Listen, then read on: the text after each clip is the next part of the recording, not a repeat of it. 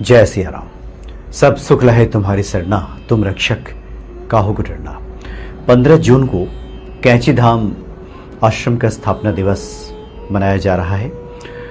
बाबा की बहुत बड़ी संख्या में ऐसे भक्त हैं जो वहां पहुंचते हैं। अब तो स्थिति ऐसी हो गई है कि पिछले 4-5 दिन पहले से ही वहां पे भक्तों का तांता लगा हुआ है और बड़ी संख्या में श्रद्धालु वहां पहुंच भी चुके हैं। इस अवसर पे कुछ लोग पूछते हैं कि बाबा नीम करोली जी महाराज को हम प्रसन्न कैसे करें, कैसे उनके कृपा पात्र बने।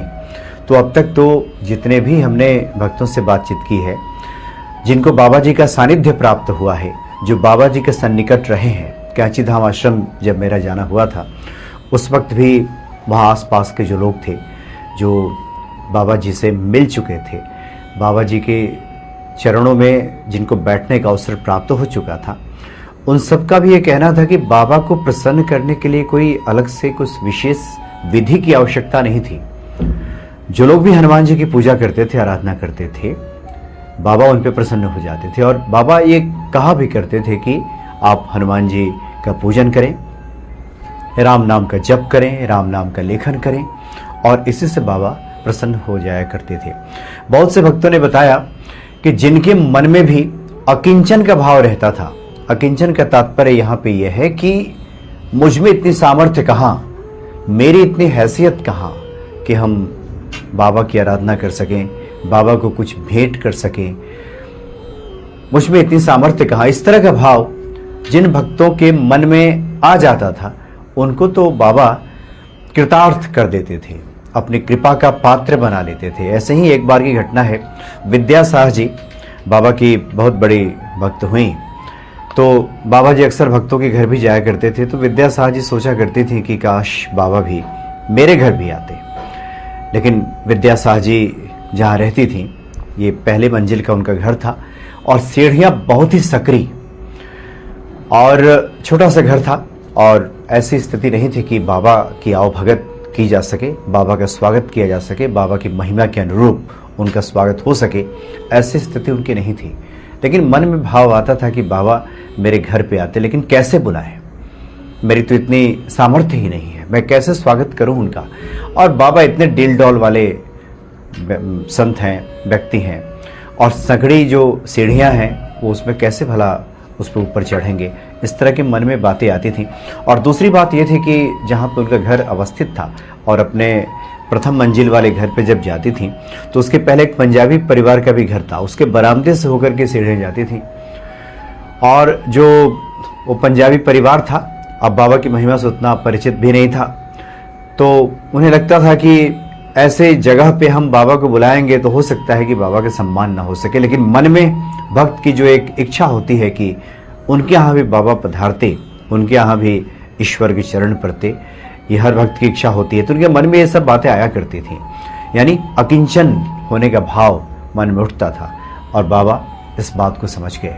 कई बार बाबा के सामने बहुत कुछ भेंट करने वाले लोग भी जो अहंकार से ग्रस्त होते थे, उन्हें लगता था कि हम तो बाबा को बहुत कुछ भेंट कर रहे हैं, बाबा तो हम पे प्रसन्न हो जाएंगे।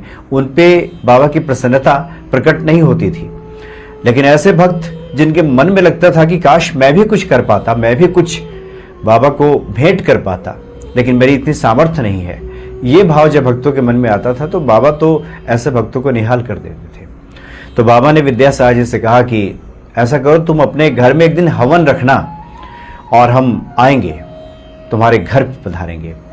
तो विद्या साह जी को बड़ा आश्चर्य हुआ कि ये तो बाबा ने मन की बात कह दी, लेकिन फिर भी संकोच था कि बाबा को कैसे बोलो। उन्होंने मुख से कुछ नहीं कहा कि बाबा आइएगा, मुस्कुराई बोली कि मेरा अहोभाग्य बाबा अगर आप मेरे घर आए तो। इस तरह से बात बीत गई। एक बार विद्या साह जी ने अपने घर पे पूजन रखा। उनके मन में ये विचार आया कि बाबा ने कहा था कि अपने घर पे हवन रखना, हम जरूर आएंगे, तो बाबा आ जाते तो अच्छा था। हवन की पूर्णाहुति हो गई। पूर्णाहुति के बाद जब विद्या साह जी मंदिर पहुंची ईश्वर का दर्शन करने के लिए, और ईश्वर दर्शन करके जब वो लौट रही थी तो उन्होंने देखा कि एक दुबला पतला कोई साधु उनका पीछा करता हुआ आ रहा है। उनको बड़ा आश्चर्य हुआ कि ये व्यक्ति, ये साधु जिन्हें वो जानती नहीं है, इतना पीछा क्यों कर रहा है, लगातार उनका अनुसरण कर रहा है। अनुसरण करते करते उनके घर तक आ गया है। वो डर भी गई कि पता नहीं ये कौन सा व्यक्ति है। वो झटपट सीढ़ों पर चढ़ी और उसके बाद अपने घर में चली गई, इस बात को भूल गई। लेकिन 2-3 महीने के बाद जब बाबा से उनकी भेंट हुई तो बाबा ने कहा कि हम तो तुम्हारे घर पे आए थे और तुम्हारे घर के सामने जो परिवार रहता उन लोगों ने मुझे डांट करके भगा दिया था। मैं तो तुम्हारे घर में ही आ रहा था, मैंने कहा था ना कि मैं तुम्हारे घर पे आऊँगा। इस बात को सुन करके विद्या साहब जी की आंखों से आंसू छलक पड़े और कहा कि बाबा कितने कृपालु हैं, कितने दयालु हैं कि अपने भक्तों का इतना ख्याल रखते हैं। बाबा के चरणों पे गिर पड़ी और कहा कि मैं आपको पहचान नहीं पाई जो आप मेरे पीछे पीछे आ रहे थे और मैं आपकी तरफ बिना देखे ही अपने घर में चली गई, लेकिन आपने मुझ पर इतनी दया की, करुणा की, पुरो पड़ी, बाबा के चरणों पे गिर पड़ी और कृपालु बाबा ने उन्हें उठाया और कहा कि तुम क्यों चिंता करती हो कि तुम्हारी इतनी सामर्थ्य नहीं है, अब जाओ, तुम में वो एक सामर्थ्य आ जाएगा कि तुम बहुत ही खुले दिल से, खुले हृदय से किसी भी साधु संत का स्वागत कर पाओगी। और बाद में बात आती है कि विद्या साहब जी की जो स्थिति है दिन दुनी रात चौगुनी बदलती चली गई और जो भी सांसारिक आवश्यकताएं होती हैं वो सब पूरी हो गई और बाबा की कृपा से वो खुशहाल जीवन जीने लगी। बाद में बाबा उनके घर गए भी और बाबा की वो विशेष कृपा पात्र बन गई और बाबा ने उनको सब कुछ देकर निहाल कर दिया। तो बाबा नीम करोली जी महाराज बहुत ही दयालु हैं, बहुत ही कृपालु हैं।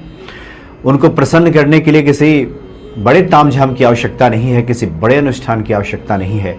अगर हृदय से, भरे हृदय से अगर कोई बाबा को एक बार पुकार ले तो उसी से द्रवित हो जाते हैं, प्रसन्न हो जाते हैं। और जो हनुमान जी के भक्त हैं, जो प्रभु राम का सुमिरन करते हैं, उन पे तो बाबा की विशेष कृपा रहती है। इसलिए बाबा को प्रसन्न करना बहुत ही आसान है। आप कहीं भी हो, उनकी एक तस्वीर आपके सामने हो, तस्वीर ना भी हो तो उनकी जो छवि है, उनकी जो सूरत है, वो आप हमारे हृदय में उतर जाए और क्षण भर के लिए हम उनके प्रति भाव से भर जाएं तो बाबा प्रसन्न हो जाते हैं। और वैसे भी जब भी मौका मिले, चाहे वृंदावन का आश्रम हो या फिर कैंची धाम का आश्रम हो या फिर फर्रुखाबाद नीम करोली गांव जहां बाबा ने काफ़ी लंबा समय व्यतीत किया, वहाँ भी जाने का मौका मिले और ये सब उन्हीं की कृपा से संभव हो पाता है। जब भी भक्तों को जाने का मौका मिले तो ये समझिए कि बाबा नीम करोली जी महाराज की असीम कृपा है कि ये सुअवसर प्राप्त हुआ है। तो 15 जून के मौके पर बड़ी संख्या में वहाँ पर श्रद्धालु पहुँच गए हैं। बहुत से लोगों को तो वहाँ पे ठहरने की भी अब जो जानकारी मिली कि बहुत दिक्कत हो रही है, जो कि बड़ी संख्या में लगभग 5 लाख से ज़्यादा लोग वहाँ पे पहुँचने वाले हैं। वहाँ के प्रशासन को भी इस बात की उम्मीद है कि लगभग 5 लाख से ज़्यादा लोग इस 15 जून के मौके पर पहुँचेंगे। 3-4 दिन पहले से ही वहाँ गाड़ियों का लंबा काफिला देखने को मिल रहा है, लंबा जाम वहाँ पे लगा हुआ है। भीमताल से लेकर के ही कैंची धाम की तरफ, ऊपर की तरफ आप बढ़ेंगे तो वहाँ पे लोग घंटों तक जाम में फंसने लगे हैं 2-3 दिन पहले से ही। अभी तो 15 जून में 2-3 दिन का समय है, लेकिन 4-5 रोज पहले से ही लोग वहाँ जुटने लगे हैं। तो जिनकी श्रद्धा है बाबा के प्रति, वे चाहते हैं कि 15 जून 1964 को बाबा ने वहाँ कैंची धाम आश्रम की स्थापना की थी और इस स्थापना दिवस के साक्षी हम सभी बने। और ये तभी संभव होगा जब हम बाबा नीम करोली जी महाराज के कृपा पात्र होंगे। जय सिया राम।